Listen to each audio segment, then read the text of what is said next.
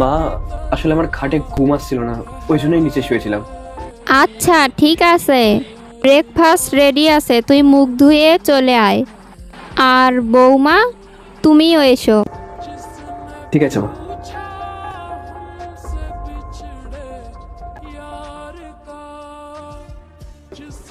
শোনো না, হ্যাঁ, বলছি আজকে দীপের ঘরে গেছিলাম, তো কি হয়েছে?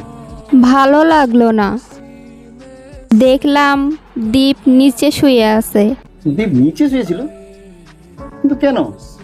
সেই ঘরে তো ডাবল বেড রয়েছে, সেখানে যথেষ্ট জায়গাও ছিল, তবুও দীপ নিচে শুয়েছিল। মনে হচ্ছে ওদের দুজনের মধ্যে কিছু একটা খটোমটো হয়েছে। আমিও তো সেটাই ভাবছি।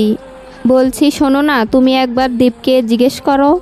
হুম, ঠিক আছে, আমি কাল সময় করে ওর সাথে একটু কথা বলবো, দেখি ও কিছু বলে কিনা। তাই ঠিক। কি ব্যাপার দীপ, তুই এখানে দাঁড়িয়ে আছিস চুপচাপ? কিছু না বাবা, এমনি। তোর অফিসে সব ঠিকঠাক চলছে তো? হ্যাঁ বাবা, সবকিছু ঠিক আছে। তুই কিছু মনে না করিস, একটা কথা জিজ্ঞাসা করি? হ্যাঁ বলো। তোর মা বলছিল তুই নাকি মেঝেতে শুয়েছিলি। দেখ বাবা, তোর দুজনের মধ্যে যদি কিছু ঝড়াঝাঁটি অশান্তি হয়, আমি তো তোর বাবা, আমাকে বলতে পারিস। আসলে বাবা, এই বিয়েটারই তার অমতে হয়েছিল। এরপর কি হলো কিন্তু সেটা দেখার আগে আপনি যদি ছবি দুটোকে মন থেকে ভালোবাসেন তাহলে চ্যানেলটাকে সাবস্ক্রাইব করে যাবেন। যদি না দেন তাহলে বুঝবো আপনি এই ছবি দুটোকে মন থেকে ভালোবাসেন না। কমেন্টে বলেন আমিন।